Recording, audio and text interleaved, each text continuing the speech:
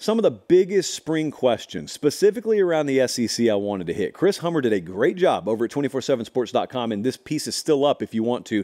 We took a lot from that and combined it with some stuff we're hearing, and I want to start with Georgia for just a second because it's not really centered around a mass exodus. A lot of these other teams we're going to talk about questions with them because they lost a lot of players.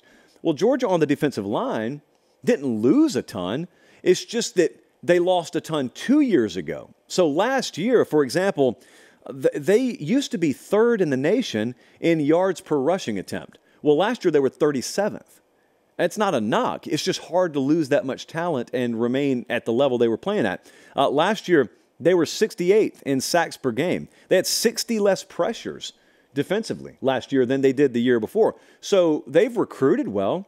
They've developed well. Talked to Kirby last week or 2 weeks ago about it. Colin, actually, let's hear what Kirby had to say about it. 2 or 3 things that have your attention the most as spring ball opens would be what? Depth at all positions. Like can we create offensive and defensive line depth? So when I look across football, the game's changing. Less big guys are playing. There's less. I mean, every NFL scout that comes in here says we can't find offensive linemen. We can't find offensive linemen. Well, that's what we do here. We recruit offensive linemen, we get big guys, and we develop them. Defensive linemen, there's just less of them. There's less big people. So we want to establish depth at both those positions, and we got a lot of young guys in here at those 2 positions. If they're worried about it at Georgia, they're worried about it everywhere. So defensive line's what I'm focused on with Georgia. Could have gone wide receiver too, but I went defensive line. How about the DB position at Tennessee? They lost 5 starters in the defensive backfield off a defense that was very improved for Josh Heupel and his defensive staff last year. They've got a couple of injured guys back. They've got a couple of transfers coming in. They got a couple of underclassmen. So, it's not bubble gum and paper clips that they're building the secondary with. They have guys with promise. This is college football. It's not the NFL. You don't know the names of everyone who are going to end up being big contributors for you this fall. It's just that Tennessee has to have several of them come together if they want to hang out in the same kind of territory they did defensively last year. Same position, different team. Alabama at defensive back. This probably won't get as much attention in the spring outside of Tuscaloosa, but Bama's losing 104 combined starts in their secondary. They lost Kool-Aid, Terrion Arnold to the draft. Caleb Downs transferred. They lost Earl Little, Christian Story, Trey Amos to the transfer portal. I've got buddies claiming to know me better than anyone, calling me during a live show. And Malachi Moore is back, and who else? Not really anyone you would know. So, again, it's kind of like Tennessee. I would say Bama's probably recruited an even better caliber athlete in the secondary than Tennessee. You just don't know them. So I actually pulled up with producer Jesse earlier today their last few recruiting classes, their depth in the secondary going into the spring, and they brought in some transfers too. And I thought to myself, I actually like these players, but that doesn't mean anything because they have to play as a unit, and you've got new staff in there as well. So that's what God invented spring football for. That's why it's a question mark instead of a weakness. There are no weaknesses in spring, as Meemaw says, only question marks. LSU's defensive line, having said that, is a question mark. They are losing 3 key guys at LSU. They lost Wingo, they lost Smith, they lost Jefferson, and they were, even with those guys, 91st in the country last year in rush yards allowed. So they were already subpar, which came as a surprise.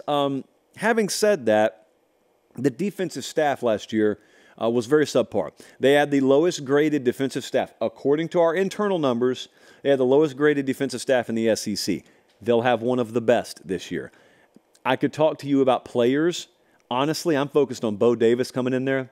I'm focused on Kevin Peoples coming in there. Blake Baker is the defensive coordinator. But the previous 2 names I mentioned are both guys who are 4-star or better coaches, and they are both going to be coaching that defensive line.